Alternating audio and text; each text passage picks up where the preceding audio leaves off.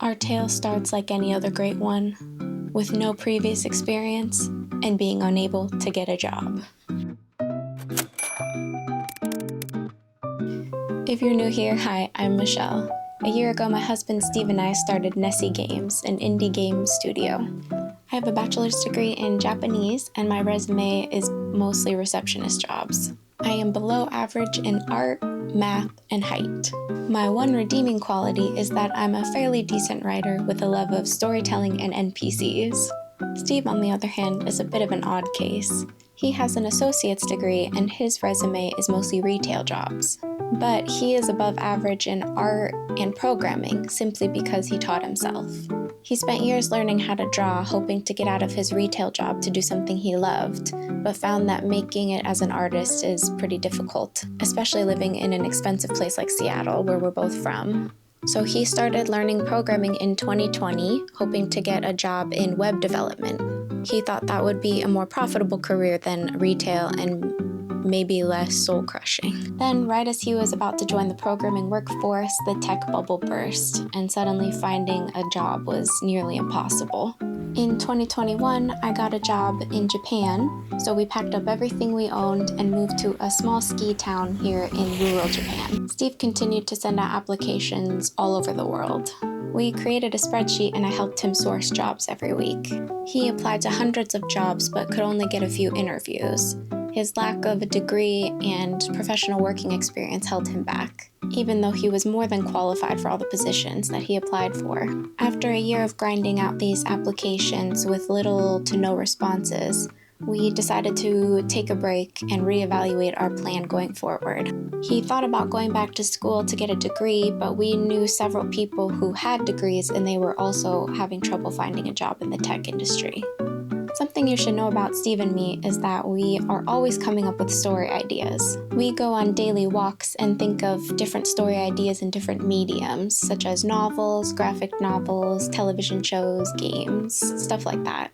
On one of our walks, or maybe it was over Chinese lunch, I told him about a game idea that I had. We discussed it at length and came up with some ideas for it, and I decided maybe in the future I would pursue learning how to program for games so that I could make this game. Shortly after Steve decided to take a break from his job search, he brought up a crazy idea.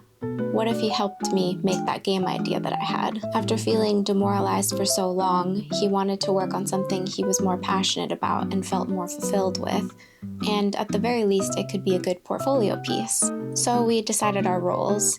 He would learn how to program for games, and I would do the art and writing. He's a much better artist than I am, but with programming, his hands would be full, so I really wanted to learn how to do pixel art, so I thought it would be the perfect time to learn. My initial idea was a little ambitious, so we wanted to do something smaller in scope.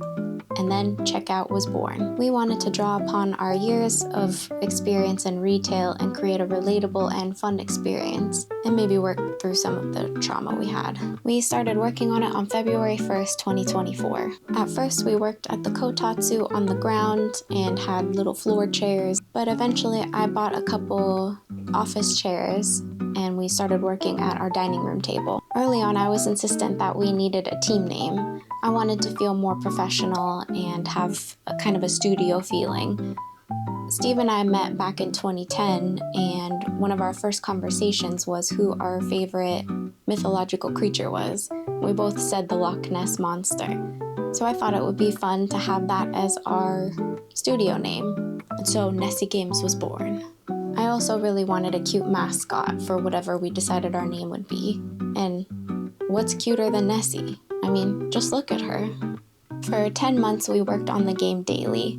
I work full-time, so I was able to work on it on evenings and weekends. The cost of living here is so low that we're able to live on one salary, so Steve was able to work on the game full-time. We had a game loop done pretty early in the prototype phase. We put up our Steam page back in May, and we had a demo out in June, which we iterated on based on feedback. This helped the game so much as people were able to tell us what they liked and what they wanted to see in the game so we could make it better. This was when we realized that the game was actually pretty fun. As most artists and developers know, when you start your creation for long enough, you stop being able to tell if it's good or not. But we got a lot of feedback saying that the game was addicting, so that made made us very happy. Since Steve and I are so passionate about storytelling, we couldn't help but put a story in this game. We didn't want to add too much to the main gameplay loop to keep the scope small, but we thought it would be fun to have a bunch of co-workers that you could talk to between the shifts.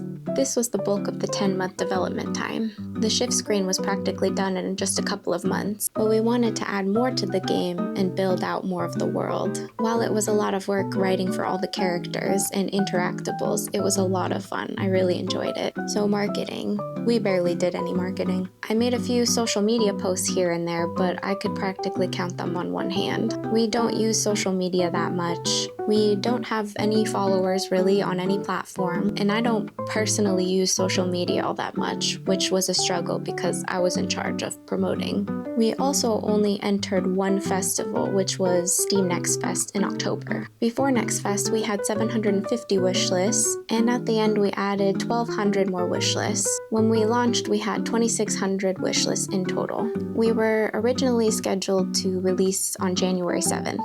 We submitted our build to Steam on December 24th, and they didn't get back to us until January 3rd, a Friday, with a cloud syncing issue.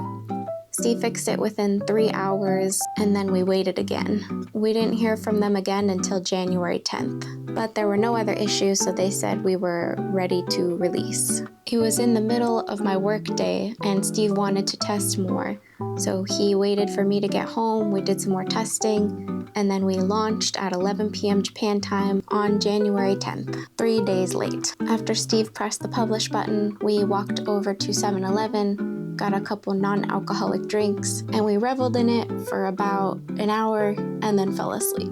We didn't make an announcement video on launch, and we didn't do any posts. We just sort of put it out there and we're happy to be done with our first project. We had a couple bugs on launch, but Steve was able to fix those within the first day and a half. That was the most stressed we've been during the whole development process. So numbers. The first day we made $2,602. We were shocked.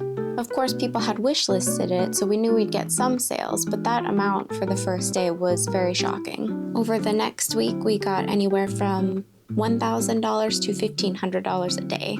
And then the week after that, it was anywhere from $500 to $1,000 a day. So at the 1 month mark, we made $28,625. We got our 10 reviews within the first 2 days and over 50 reviews in a little over 2 weeks, most of which have been very positive. I made an announcement on this YouTube channel over a week after we launched. Someone made a post on the Cozy Gamer subreddit calling me out. We were so happy that somebody took the time to promote our game because clearly the marketing team for Nessie Games is slacking. Also, I have no idea what they meant when they said they saw our game on Cozy Fest. What is Cozy Fest? We also found this happen multiple times where people took it upon themselves to promote our game. There have been a lot of streamers and YouTubers who also have played our games, which I'll link some of them below. They're very fun to watch, and it was a little surreal. We didn't follow the wisdom of the developers that came before us. We didn't have a background in game development. We didn't market our game. We didn't have 7,000 wish lists at launch. We didn't reach out to any streamers or publications, and we didn't even release on time. So why were we successful? We have a few ideas. One is that we spent a lot of time polishing the game. We tweaked little things and made sure that the UI was consistent throughout. They may be things that you don't notice when you're playing a game, but when they're not there, you do notice. Another idea we had was we created a unique game. There's nothing really out there exactly like Checkout, so we stood out. This game is also not for everybody, but for the people it is for, they're really into it. As Arrowhead Game Studio said, a game for everyone is a game for no one. In the not recommended reviews that we got, people thought that the game was repetitive, and it is. This kind of game is not for them. In the recommended reviews, they all said that the game was addicting. These were the people who the game was made for, and you can tell by the hours that they put into it. But we think that the main reason why Checkout did well is because it's a good game, and good games find their audience. It's a game that sets out to do one thing, and it does it well, along with being polished and in a cute package. Or maybe it's because we prayed at every shrine we could, asking the gods to bless our game with success. But like with a lot of things with game development, it could be one of these things, it could be none of these things, it could just be luck. There are a lot of variables at play, so it's hard to pinpoint exactly why it was successful, or even create a formula as to something you could copy. It's both the magic and frustration of game development. In the end, I'm very glad things turned out this way. Working on games is something I never imagined I'd be able to do. The whole process of making Checkout was very fun and fulfilling. I like to joke that Steve has been working on side quests this whole time, and now he's finally working on the main quest. Game development. The future of Nessie Games looks very bright. We have a whole bunch of games we're very excited to dig into. One at a time, of course. We want to make sure we keep a good pace and manage the scope for all our future games. It's easy to fall into the trap of making something huge that ends up in a buggy mess or too big for a small studio to handle. And with this little success, Steve can finally relax and get that Red Bull. We have the funds now. If you've made it this far in the video, thank you so much for watching. Be sure to like and subscribe if you want to stick around to see our future game dev updates, as well as other game dev related things. We'd love to have you. Thanks for watching. P.S. As far as I can tell, no one has solved the coded message in Checkout. Very interesting. I guess the lunch thief will get away with it. Anyway, bye.